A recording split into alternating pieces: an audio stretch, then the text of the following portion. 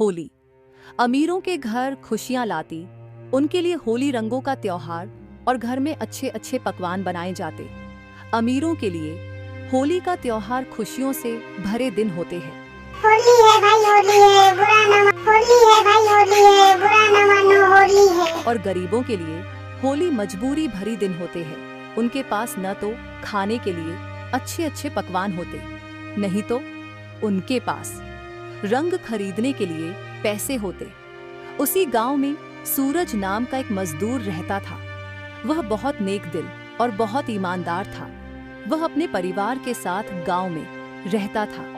सूरज जिस सेठ के खेतों में काम किया करता था, वह सेठ काफी क्रूर था।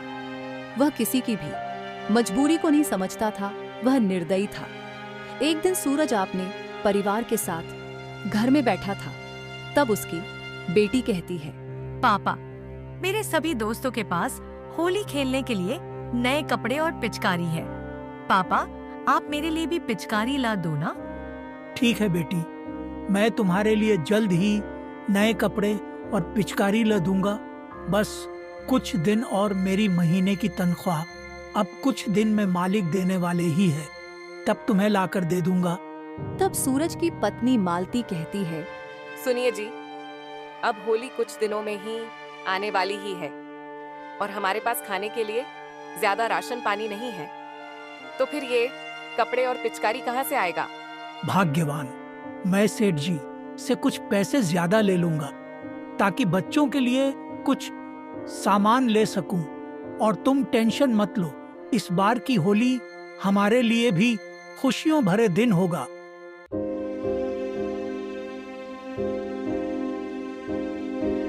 यह कहकर सूरज मालिक के खेत की ओर निकल जाता है। गांव में दूसरी तरफ होली की शुरुआत में लोगों में खुशियों का उमंग था।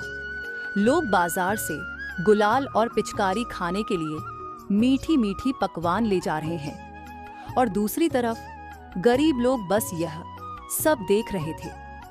तभी गांव के चौपाल पे कुछ लोग बातें कर रहे थे। अरे होली है भाई, होली है, बुरा न मानो, होली है।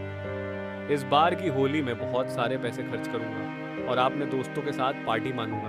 अरे होली है भाई, होली है, बुरा न मानो, होली है।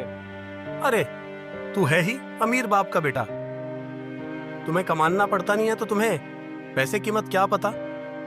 गरीबों के लिए तो घर में चूल्हे जलाने बहुत मुश्किल हो जाती है, तो उनके लिए नए नए पकवान कहाँ से आए? भाई तू क्यों इतना टेंशन लेता है? मेरे साथ तू भी चल, आज पार्टी करते हैं। मैं तुझे अच्छे अच्छे पकवान खिलाऊंगा। नहीं भाई, मैं खुद के कमाए हुए पैसे से ही खाऊंगा, चाहे वो सूखी रोटी ही क्यों ना हो। हम गरीब पैसे की अहमियत अच्छे से जानते हैं। हमारे माँ बाप धूप में खून पसीना बहाकर मजदूरी करते हैं ताकि हमारे लिए 2 वक्त की रोटी मिल सके, और मैं पैसे को फालतू खर्चे नहीं करूंगा।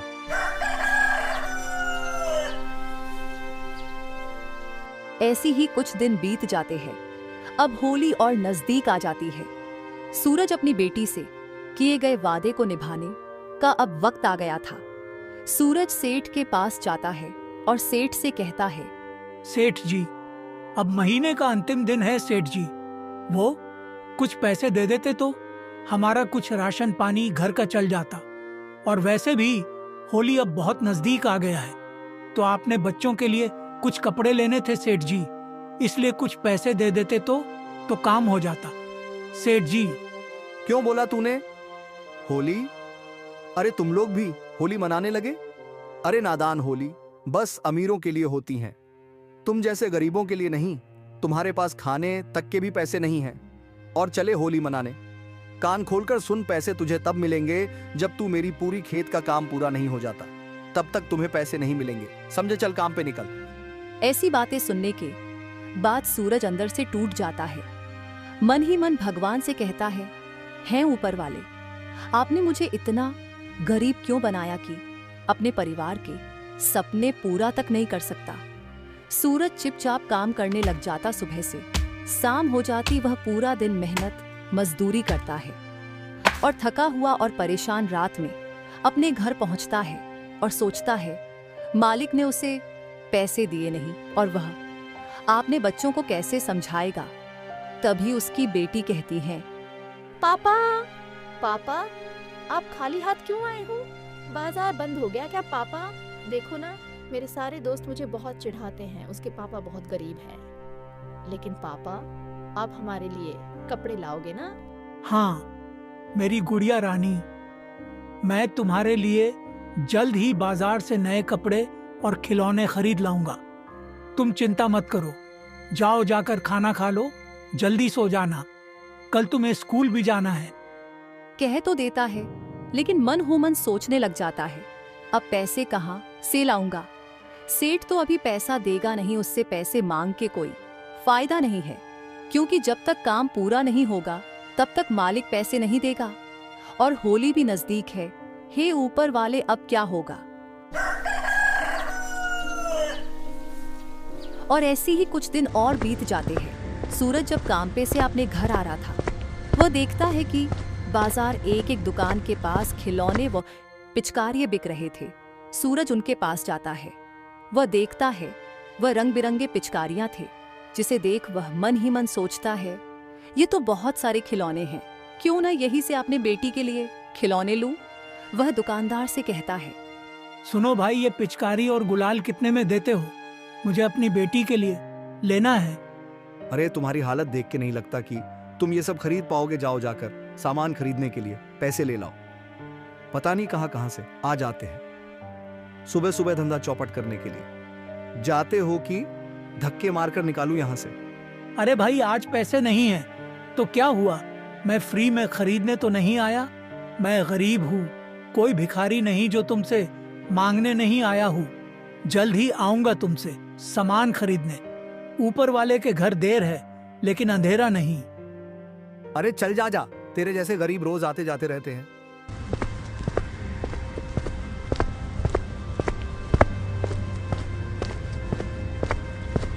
दुकानदार सूरज को वहां से निकल देता है। सूरज उदास मन से अपने घर चला आता है। उसकी पत्नी वहां पर सूरज का इंतजार करता है। जैसे सूरज घर आता है, उसकी पत्नी धीरे आवाज में कहती है, सुनिए जी, आप इतना उदास क्यों लग रहे हो? कुछ हुआ है? मालिक ने आज भी पैसे नहीं दिए क्या जी? आप इतना दुखी क्यों लग रहे हो? ऐसे तो कभी नहीं करते हो। आज कुछ अलग अलग से लग रहे हो। क्या बताऊं, आज जब बाजार से घर आ रहा था तो एक रास्ते में एक पिचकारी की दुकान दिखी तो मैं वहां गया। जब मैंने उससे सामान के बारे में पूछा तो उसने मुझे गरीब बोलकर वहां से भगा दिया। मुझे उस बात से दिक्कत नहीं है, बात इतना है कि लोग अब फटे पुराने कपड़े देखकर ही अपने दुकान पर आने नहीं देता है। लोगों को अब पता नहीं क्या हो गया है, भलाई का तो जमाना ही नहीं रहा। रहने दीजिए जी, ऊपर वाला सब देख रहा है। सभी के दिन आते हैं। आज गरीब हैं तो क्या हुआ? कल हमारे पास भी बहुत सारा धन होगा। बस ऊपर वाले पर विश्वास रखिए। कुछ दिन ऐसे ही बीत जाते हैं। अब होली आने में केवल 4 दिन बचे थे। गांव में खुशी का उमंग चल रहा था। लोग नच गाने में पूरा व्यस्त थे।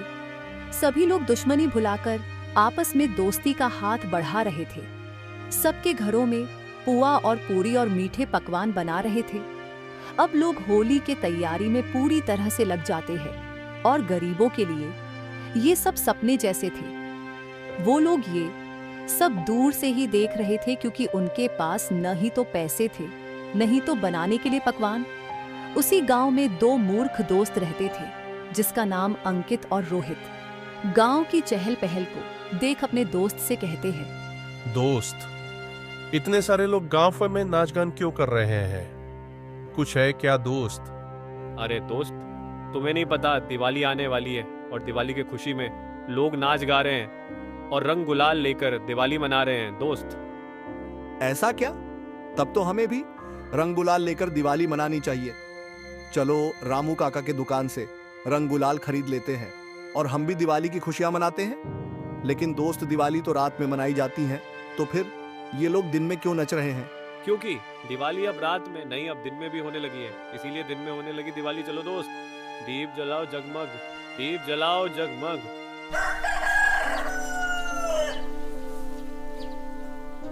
एक दिन जब सूरज सेठ के पास काम करने के लिए जाता है तो वह सेठ के गोदाम पे सेठ के घर वाले रो रहे थे। सूरज जिसे देख सूरज जल्दी से मालिक के गोदाम पर जाता है। सूरज देखता है सेठ जी मृत्यु हो गई है, जिसे देख सूरज बहुत हैरान हो जाता है, रोने लग जाता है और कहता है, हे भगवान, ये क्या अनर्थ हो गया।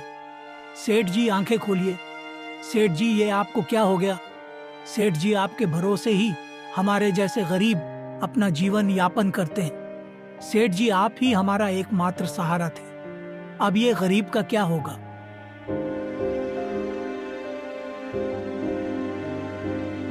सूरज फुट-फुट कर रोने लगा।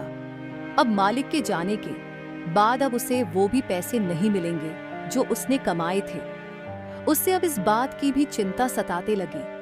अब मन ही मन कहता है, हे ऊपर वाले, तू ये कैसी परीक्षा ले रहा है। अब मैं अपनी बेटी को क्या मुंह दिखाऊंगा, उससे किए गए वादे को कैसे पूरा करूंगा।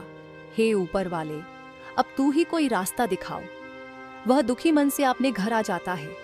घर आने के बाद अपनी पत्नी से सारी बात बताता है। कहता है, भाग्यवान सुनो, जिस सेठ जी के पास मैं काम करता था वह सेठ जी अब इस दुनिया में नहीं रहे।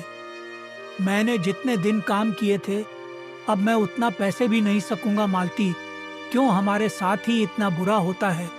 क्या भगवान को हमें गरीब देख उनको अच्छा लगने लगा है। और मैं तुम्हारे और बच्चे के लिए नए कपड़े और सामान कहाँ से लाऊंगा। अब होली आने सिर्फ 2 दिन बचे हैं।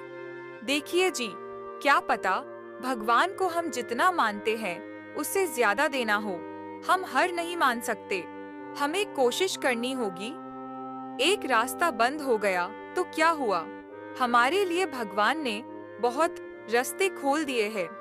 आप चिंता मत कीजिए, हम दोनों मिलकर जीते। हमारे पास पैसे हैं जमा किए हुए, उससे हम एक रंगोली की दुकान बनाएंगे ताकि हमें उससे पैसे आते रहे। उसी पैसे बच्चों के लिए नए कपड़े और पिचकारी खरीद लेंगे। बात तो ये भी सच कह रही हो। चलो ठीक, कल मैं बाजार में एक अच्छी सी जगह देखकर वहाँ अपना खुद का दुकान बना देंगे।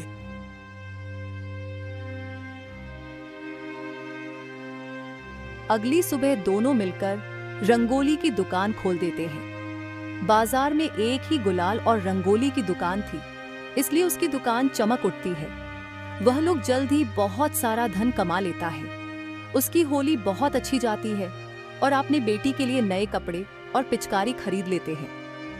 सुनिए दोस्तों, अगर आप वीडियो यहाँ तक देख लिए हैं तो आपका बहुत बहुत धन्यवाद और हमारे चैनल की तरफ से आप सभी को होली की बहुत बहुत शुभकामनाएं। हैप्पी होली।